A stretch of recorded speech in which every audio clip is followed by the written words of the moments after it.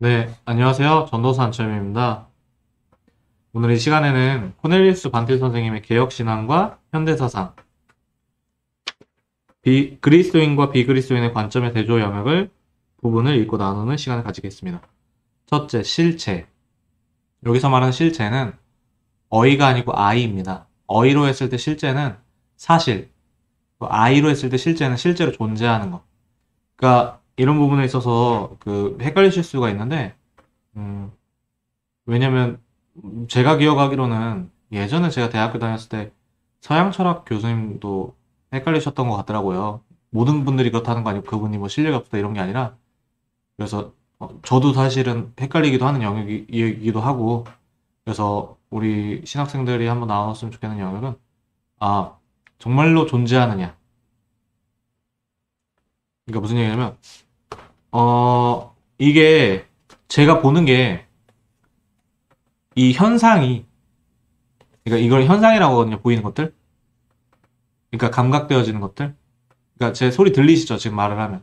아, 고막에 때리는 거는 진동이 울렸을 건데 전기적 신호가 뭐 뇌로 갔더니 들리잖아요. 그리고 뭔지 알잖아요. 그러니까 이게 실제로 있는 거냐? 뭐 제 영상은 안 봤습니다만 유튜브 같은 거 보면 우리가 그 통 속에 담긴 뇌는 아닐까 그런 식으로 생각을 해보면 그런 그 막 영상들도 있고 하거든요. 근데 이게 다 인식론인데 우리가 실제를 존재하는 걸 직접 접하는 거가 맞냐, 뭐 이런 그 물음들이 있거든요. 그런 식으로 생각을 해도 좀 이해가 조금 도움이 되시지 않을까 싶어서 이렇게 한번 나눠봅니다. 그래서 실, I에서의 재입니다. 그리스도인이나 비그리스도인이나 모두 그들 나름의 실제의 본성에 대한 전제를 가진다. 그리스도인들은 모든 것의 원인으로 자아 충족적이신 하나님과 자아 충족적이라는 말은 모자람도 그리고 후회도 없다. 이렇게 생각하셔도 좋을 것 같습니다. 우주에 대한 그의 계획을 전제한다. 여기서 창조주와 피조물의 절대적인 차이가 생기는 것이다. 사람은 지식에 있어서 전포괄적이지 않기 때문에 유한한 복사물 정도만 가득기 때문에 거기서 절대적으로 이렇게 자아충족적이거나 이렇게 할 수 없습니다. 이에 반해 비그리스도인들은 혼돈과 태고의 흑암 또는 어떤 의미에서 자존적인 물질을 전제한다. 이게 유물론을 말을 한다고 해도 원래 있는 물질이라고 해버리면 그냥 저희는 이원론으로 생각을 해도 되거든요. 그래서 이원론을 이분법으로 생각한다라는 그 말을 하시는 분들이 계시면 좋은 접근이지만 그대로 생각하시면 안 됩니다. 그러니까 근원이 다른 거예요. 그 철학을 전공하신 분들도 막 이런 말씀을 가끔씩 하시는데 그렇게 하면 안 됩니다. 이거 나중에 완전 헷갈리게 됩니다. 두 번째, 인식론.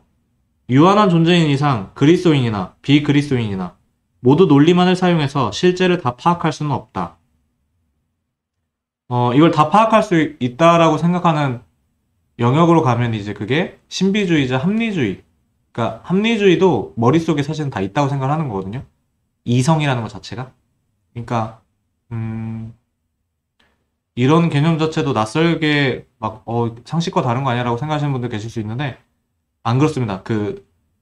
실제로 그 원리 자체가 머릿속에서 다 있는 거예요. 그런 사고를 가지시고 한번 바라보시면 사변 철학이라든지 예, 그런 것들을 한번 그 책을 보시면 굉장히 크게 도움을 얻을 수가 있을 겁니다. 대표적으로 칸트의 거라든지 뭐 데카르트 거라든지 뭐라든지 간에 인간이 이미 다 갖고 있구나를 전제로 이게 플라톤이라든지 누구라든지 간에 그 관념론 계열인데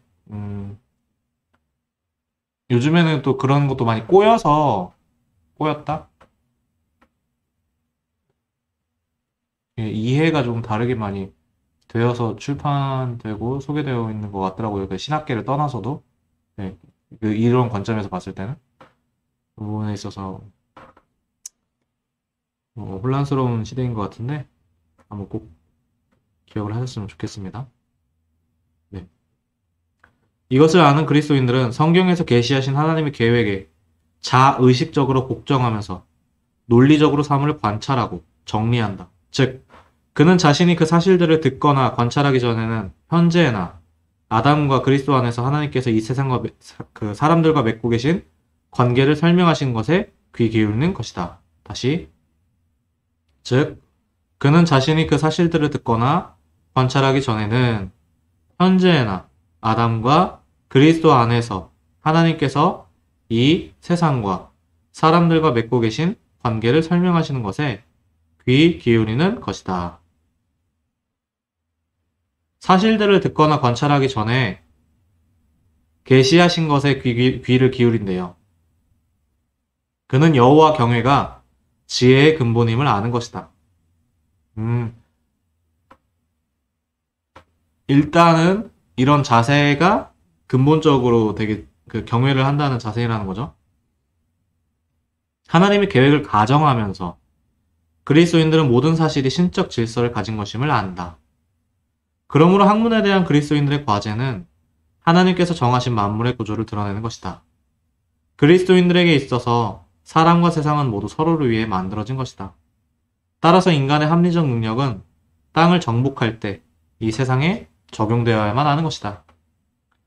제가 알기로 요즘에는 철학책 같은데 그림으로도 아무래도 미적분이 생각이 나는 그림을 갖고 있는 과학자, 뉴턴일 것 같아요. 라이프니츠거나 뉴턴일 것 같은데 워낙 뉴턴의 위상이 크니까 라이프니츠도 어마어마하지만 뉴턴일 것 같고, 그리고 한쪽으로는 이제 왠지 교회의 모습을 갖고 있는 사람이 이렇게 서로 약간 대적하는 듯한 느낌의 그림들이 나오는데, 이게 과학과 종교의 대립 이렇게 하면 조금 약간은 이런 부분에 있어서 다르게 생각을 해볼 수 있습니다. 어떤 거냐면 제가 기억하는 게 맞으면 프랜시스 셰퍼의 그러면 우리는 어떻게 살 것인가에 보면 알프레드 노스 화이트헤드가 되게 유명한 지성인인데 계몽주의자들이 이렇게 과학적 법칙들을 발견할 수 있었던 거는 이 자연이 하나의 신으로부터 부여된 질서가 있을 거라는 가정을 했기 때문에 이건 분명히 질서와 법칙이 있을 거야. 그러니까 한번 탐구해보자 라고 해서 많이 탐구가 되었다 라고 얘기했던 부분이 있는 것 같거든요.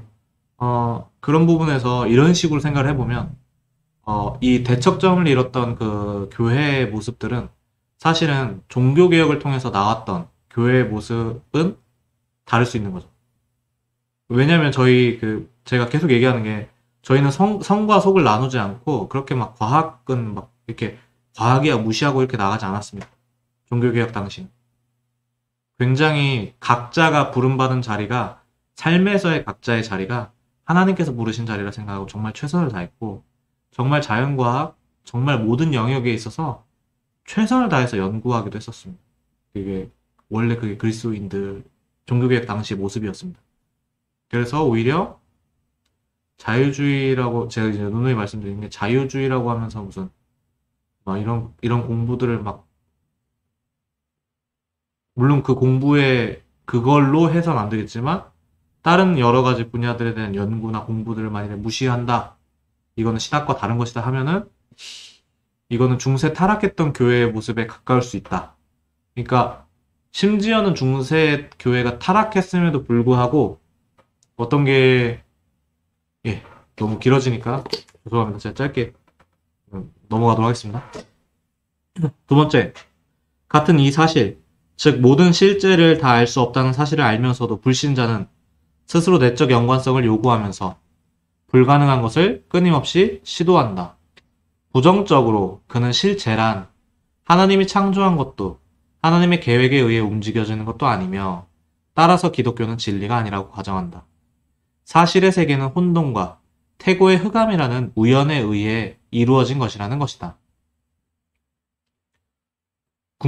긍정적으로 그는 실제란 결국 합리적으로 구성된 것이며 따라서 자신의 논리적 조작에 의해 그 구조를 찾아낼 수 있다고 가정한다. 이게 신기하죠? 우연에 의해 그리고 원래 있던 원래 생겼던 어떤 물질이든 빅뱅에서 시작을 했다거든 뭐라든지 간에 그 우연에 의해 이루어진 것이 스스로 있는 것이 이게 나왔는데 합리적으로 구성된 것이라는 거죠. 다시 따라서 자신의 논리적 조작에 의해 그 구조를 찾아낼 수 있다고 가정한다. 세상이 합리적인 것도 아니고 제일성을 가진 것도 아니라면 과학이나 학문도 있을 수 없다고 생각한다. 여기서 제일성이라는 단어가 어떤 건지 잠깐 제가 한번 보도록 하겠습니다.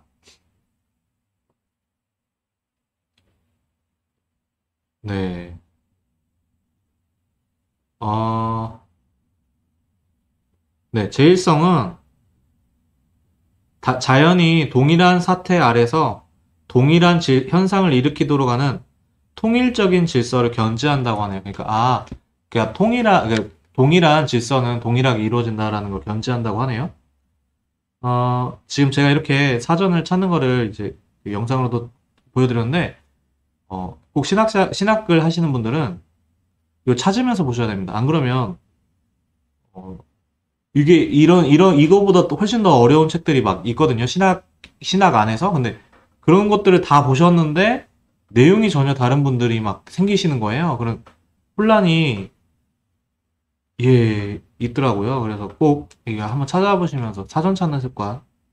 사실 신학생들은 국어사전부터 다시 공부를 찾아보면서 하는 게 맞는 것 같긴 합니다. 이게 저도 찾아보고 있거든요. 무시하는 게 아니라 찾아봐야 됩니다. 너무 지금 이거는 조금 죄송한 얘기인데 많은 분들이 너무 틀리게 너무 기초 단어도 너무 다르게 많이 이해하고 하셔서 이런 부분은 저희 후배들이 선배들을 잘못했다고 하기 하면은 존중하는 게 아닐 수 있잖아요. 그럼 뭐 어떻게 표현을 하든지 간에 그렇게 넘어서서 우리가 후배들이 좀 후배들은 좀 바르게 아는 거에 힘을 좀 썼으면 좋겠습니다. 네.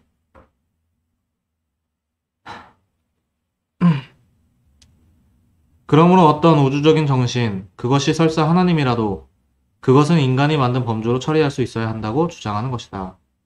제일성을 가진 것, 질서 법칙 그대로인 것, 그러니까 어디에서도 이렇게 통일적으로 이루어지는 것. 그러므로 우주적인 정신, 그것이 설사 하나님이라도 그것은 인간이 만든 범주로 처리할 수 있어야 한다고 주장하는 것이다. 그리고 논리적 경험적 범주로 환원하여 완전히 이해할 수 있는 하나님이 아니면 거짓 하나님이라고 주장한다. 이게 그 이신론의 가장 큰 특징 중에 하나였던 것 같아요. 뭐 이성이신이라고 하는 걸 넘어서서 아니 그것도 있지만 이런 주장 자체를 아마 제 기억이 맞다면 로크적인 거 그리고 데이비드 흉적인 느낌이 많이 받는 것 같습니다. 세 번째 사실. 네. 다음에는 오늘은 그리스도인과 비그리스도인의 관점에 대해서 실제와 인식론에 대해서 나눴고요. 다음 시간에는 사실과 논리 그리고 악에 대해서 나누는 시간을 갖도록 하겠습니다. 지금 아마 신학생들이시라면 시험 기간이실 텐데요. 뭐 대학원생이든 대학생들이 저도 내일 두 과목 남았는데 다 마무리 잘 하고 좋은 결과 얻었으면 좋겠습니다. 그러면 다음에 이어서 찾아뵙도록 하겠습니다. 네, 감사합니다.